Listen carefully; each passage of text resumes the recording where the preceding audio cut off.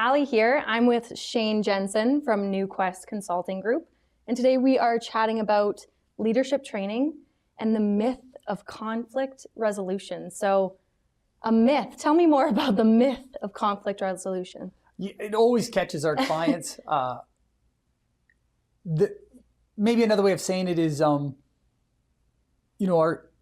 team, we get lots of phone calls and clients are like, hey, Shane, we have conflict, we have issues in it, we need to get rid of conflict, we need to reduce conflict. And this whole belief, I think, around conflict is something that can be resolved and dealt with is a myth.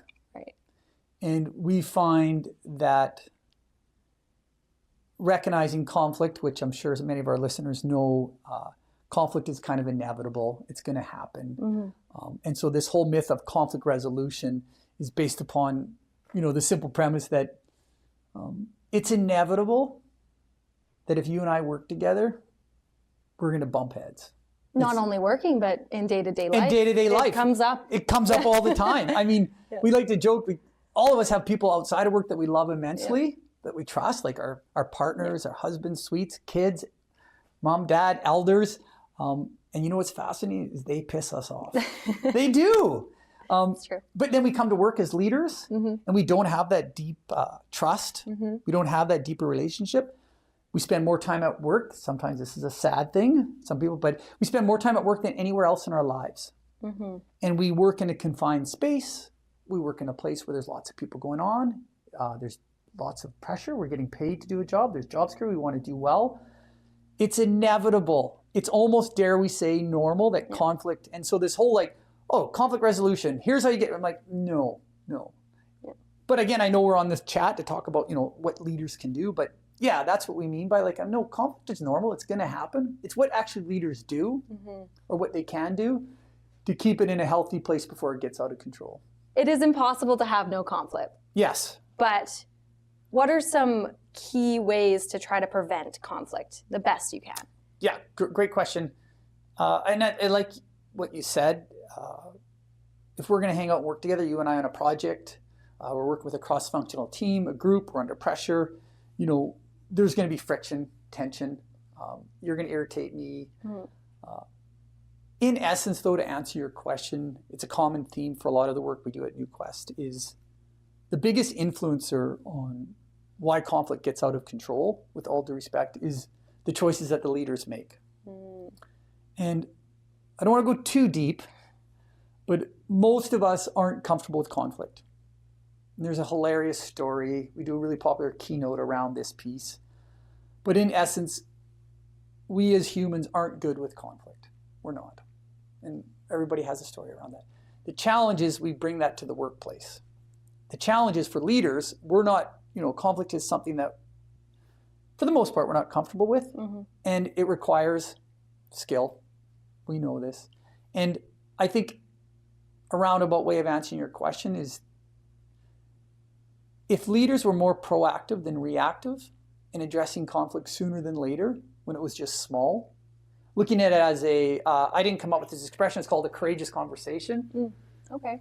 They don't call it a courageous conversation for nothing, but I think if leaders stepped in sooner than later to resolve issues when there was tension, instead of most leaders pulling back, it's incredible the difference that would make. But for many reasons, sorry for being judgmental, most leaders avoid dealing with conflict until it's so big, then they just can't ignore it. Right. So the courageous conversation, that's interesting. Can you tell me a little bit more about that and the key elements of how to go about having a courageous conversation? And so I want to be really clear. NewQuest doesn't own the term, the courageous conversation. There's lots of good stuff. There's lots of great books on it. I just say call it courageous conversation. For any of us in life, when we're frustrated, or here's the expression, when we walk on eggshells around somebody else, it's amazing how we don't want to say to somebody, I'm really irritated, I'm pissed off, I'm frustrated. What you said in the staff meeting to me, or I as a leader, I just don't want to deal with one of my staff members. And that's why I say the expression, it actually requires you to be courageous. And again, one of the key things that you're bringing up, and I know our listeners know this, is because it requires courage It requires leaders to step in sooner than later. That's why we call it a courageous conversation. But in essence, it's about leaders being leaders. And so it's not easy. That's conflict isn't easy. Conflict isn't easy. It's hard to have those tough conversations. It's very hard to have those tough conversations. Yeah. Okay, so what is the biggest mistake that leaders might do with conflict? Yeah, that's a great, very easy answer. They let it go. They let it go. Yeah. Another way is with a bit of humor to our leaders, which most people that come to work don't get into conflict on day one where it's a big issue. If you really think about it, I don't come to work and I say to myself, Allie, I'm going to piss you off today. I don't think about this. We don't. Yeah, but think about it. So but because we work in this consistent place, this construct, this 40 hours a week, 30 hours a week, we know that inevitably you and I are going to bump heads. And for whatever reason, leaders, when they see that little, I can see two of my staff, they're starting to bump heads. I am stunned how many leaders rationalize and say, I don't need to step in. I don't need to check in with both of them. I can notice during our staff meeting that Shane and Allie are kind of going at it. But you know what? I'll deal with it. I won't deal with it. They can deal with it. They know better. I'm sure it'll be fine. And for me, I'm like, hang on a second. That is your, for better lack of term, magic moment. That is what leaders could do, is be proactive versus reactive. Yeah, because you have to step in early is what you're saying, because there's always going to be a different kind of perspective from working with different people in the office. Yes, 100%. Again, if everybody got along great, everybody did their job, we probably wouldn't need that many leaders. But because humans are so fascinating, how's that for a nice statement, and interesting, we need leaders. And leaders, they're technically operationally brilliant, but they also need to understand humans and how to hold humans accountable, how to deal with conflict, how to lead them. And the most important thing, based upon what you said, is there's such dynamic, but everyone knows this. I'm sure every one of you that are listening right now, including you, Allie, we've all seen what happens when conflict isn't dealt with right away. How quickly it spreads, how quickly you get the downward spiral, how it can traverse across to different departments, how it leads to bullying, harassment, loss of talent, loss of production, people walking out the door, just complete disengagement. And again, I'm just going to keep saying this. We see it all the time in our consulting work. We do a lot of mediation. We do a lot of conflict work, do a lot of change projects, investigation work. The genesis never changes. We come into high conflict situations and do large scale change projects or small scale change projects. And it's chaos down here. But I'm always curious, where was the leader when it wasn't that big a deal? Right. How come they didn't step in, have the courageous conversation? How come they didn't deal with it and it wasn't that big of a deal? And I could get into many answers behind that. Yeah. But to answer your question, and I know our listeners know this, is most people don't show up and immediately are at each other. It's multiple touch points along the way where the leader didn't step in and it just got worse, and then it pulls other people in, and then it's just like, ugh. And then to unravel all of that, it's chaos. And then people are like, it's conflict. See, it's issues. And I'm like, but that doesn't happen overnight. Yeah.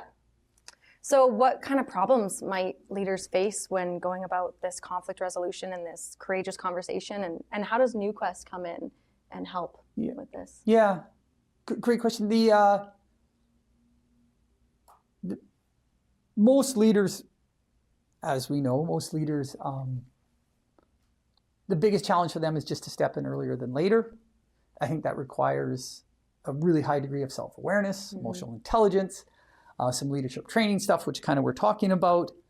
But from that perspective, even if you didn't work with a company like ours, or you didn't work with your human resource department, or even did online learning, the biggest value piece is getting leaders to step in sooner than later. Okay.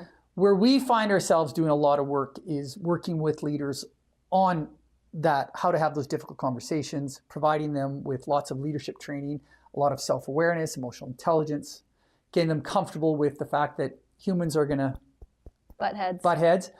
But also working with our clients to say, you know what, lots of creativity, diversity, inclusivity, lots of things happen when people can get together, challenge each other at high trust, high respect. So we get leaders to build a culture where it's okay to disagree. It's okay to argue. It's okay to have different opinions as long as we're respectful. Mm-hmm. Maybe a way to sum it up is I bet everybody listening has been through a conflict with somebody. And some of the ones that you were able to work through it, when you look back, you have a stronger relationship with them. You actually have a higher degree of trust and respect because you're able to work through it. Mm-hmm. And I think that is a key part of what a leader really wants to be thinking about is conflict isn't a bad thing, but it's what the leader does that can make it actually a stronger relationship, a stronger team, or very quickly moves into the downward spiral. Conflict isn't the bad thing, but how you get over it and how you deal with it as a team is important. Yes, but again, I'm going to keep pushing this. The leader is the linchpin in all this. Employees, with all due respect, it's a generalized statement, are not going to be as motivated to step in and be like, hey, Allie, can I talk to you for a second? In the staff meeting, you said this to me. I was a bit frustrated. Is it okay if we go and work this out? Okay. For many different reasons, that doesn't happen too often. And so one of the responsibilities of leaders is once they get wind that Shane and Allie are starting to do this, that they step in right away and say, hey, you two, let's figure this out. Or it could be me, a leader, starting to butt heads with you, Allie. So maybe you're one of my amazing people on my team, and I can be like, oh, you're starting to piss me off. Or I'm frustrated. Instead of me spinning and going off and talking to other people and triangulating all this stuff, the moment I'm like, oh, there's something going on, maybe it's me, maybe it's you, that would be the ultimate situation. But that's it right there is leaders. Yeah. Yes, staff. We do lots of conflict resolution training, conflict skill development, how to manage conflicts for employees. A really popular area for our company. We do lots of those. But again, we also really gently tell our clients, you need to make sure your leaders are also educated, trained, have skills around this kind of piece, or it just quickly goes sideways. So as a leader, what is one simple yet powerful action a leader can take today to start improving conflict resolution skills and build a stronger team? Yeah, great. So I'll reiterate the first point, and I think this is a really great takeaway that leaders don't have to do anything after this except this one thing, is the moment there's a disconnect, let's not even call it conflict. The moment you sense there's a disconnect between you and one of your employees, or you see it between your two employees, just don't even call it conflict. Just step in and there's a classic quote, seek to understand. Just get there. And you'll be pleasantly surprised when you catch it early. It's actually really easy to resolve. You don't need to be really highly skilled. And so I just want to really encourage our listeners, that's probably the biggest ROI ever when it comes to reducing conflict in the workplace. It's just proactive versus reactive. If for whatever reasons you're like, I want to develop my skills to negotiate conflicts because they can sometimes get quite quickly or I'm uncomfortable with conflict, which is one of the biggest opportunities, or I want skills, then for sure we offer a whole suite of different great topics for leaders around how to develop their conflict skills. We tie it into coaching, leadership, emotional intelligence, self-awareness. So there's lots of stuff that really provides a full spectrum that get leaders comfortable with it, again, from a proactive, reactive. And then we also think it's really important that employees have the skills as well. So Allie, you and I might not be leaders, but we know we're going to bump heads. And if we've all been trained and given a tool on how we can resolve it sooner than later, man, that makes a difference. So if you think about it, you have leaders that are highly skilled and proactive, and you have employees that at least have the skill set. That's where you'll see really good results and very conflict kept at a minimum. Right. And I think it could be a bit redundant, but what do you think is the hardest part of conflict, and why, what do you think that leaders really get wrong with conflict resolution? Most of us go through from 5 years old to literally our first job with very little conflict training. So we as humans, interesting actually, we as humans develop the most powerful, most popular conflict resolution model in the world. It's called fight or flight. No, think about this. Yeah, no, true. Nobody sat us down when we were 5 years old and said, I'm going to teach you a 5-step conflict negotiation model. And we learned very quickly that if we don't like people who are in conflict, it's easier just to flight. And fighting isn't accepted well in our culture, so very quickly we master the art of flight. And it works really well until we become adults, Allie. Yeah. And then we go to work, and all of a sudden you frustrate me. And guess what now, everyone? I can't flight because I want this job. I need this job. And I can't fight too much because I'll get fired. Right. So now you can see, and everyone else has gone through this journey. So leaders, for whatever reason, forget that, got to be careful how I say this, but it doesn't take much for me and you, due to how our upbringing is, that the moment there's a bit of conflict or misunderstanding, very quickly it can spiral.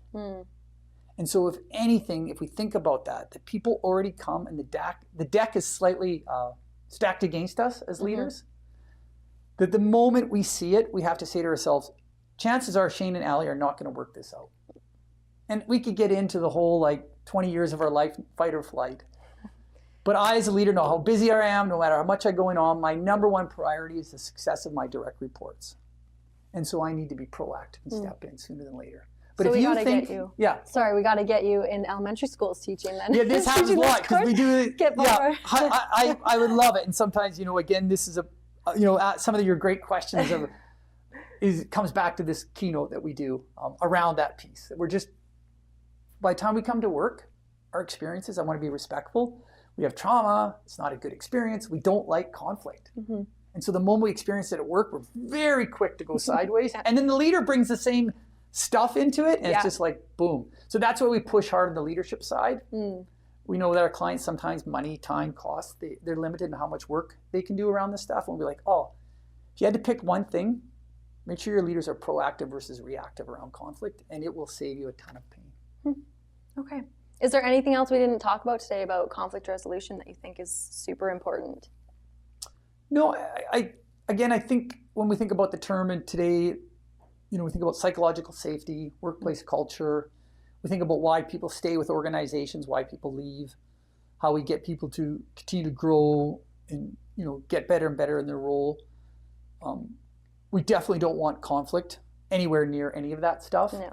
But I think at the same time, though, that a healthy team, healthy department, even a healthy organization, that it's okay for you and I to disagree, to even argue, for me to challenge you, to challenge my leader. I think that type of healthy conflict is great. But that doesn't happen easy. No. But again, I want to be clear. I think conflict at the right time, right place is good. Good. Unfortunately, we're just so conditioned to way down here. We're like, Yeah, so. Getting to it. Too late. Too late, yeah. Too late. It doesn't need to be negative. No. Okay, well, how do we get in touch with you? Probably, like many people know, we have a great website. We're a small boutique consulting firm, but we pride ourselves on really connecting with our clients, learning as much as we can up front. So we encourage anybody, just reach out to us. There's no catch, there's no cost. We'll talk for as long as it takes. If it's the right fit, we would welcome to explore the conflict piece or the other work we do with our firm. We have a big LinkedIn page for our company. I do a lot of work, travel, so I'm sharing lots of stuff just on my own personal LinkedIn through NewQuest. So yeah, those are great. We're on Instagram. So pretty standard stuff. But again, I just encourage people just to reach out. We're always happy to chat. Awesome. Thank you. I feel like I need this for my day-to-day life, just conflict resolution. We all do. So we all do. Well, thank you for joining us. I can't wait for the next episode as well. Thanks, Allie. Yeah.